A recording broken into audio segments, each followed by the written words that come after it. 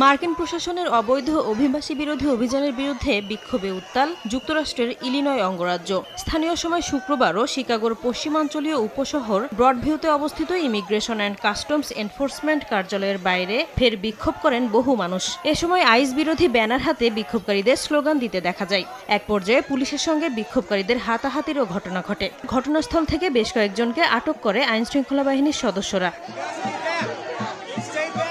এর আগে গত রোববার পুলিশ ও আন্দোলনকারীদের মধ্যে সংঘর্ষের ঘটনা ঘটে। সম্প্রতি ফেডারেল এজেন্টরা সেখানকার বিক্ষোভকারী ও সাংবাদিকদের ওপর কাঁদানে গ্যাস সহ বিভিন্ন রাসায়নিক পদার্থ ব্যবহার করেছিল, যা নিয়ে মামলাও দায়ের করা হয়। গত মাসে ফেডারেল অবৈধ অভিবাসী অভিযান জোরদারের পর থেকে ব্রডভিউতে অবস্থিত আইসিই কার্যালয়টি প্রতিবাদের কেন্দ্রবিন্দু হয়ে উঠেছে। মার্কিন প্রেসিডেন্ট ডোনাল্ড ট্রাম্পের কঠোর অবৈধ অভিবাসী বিরোধী নীতিকে বাস্তবায়ন করতে প্রশাসন তৎপরতা বাড়িয়েছে। এ সময় অপরাধের সঙ্গে সংশ্লিষ্ট না থাকা সত্ত্বেও অনেককে গ্রেপ্তার করা হয়েছে বলে অভিযোগ রয়েছে। নাসরিন রুমি, সময় সংবাদ।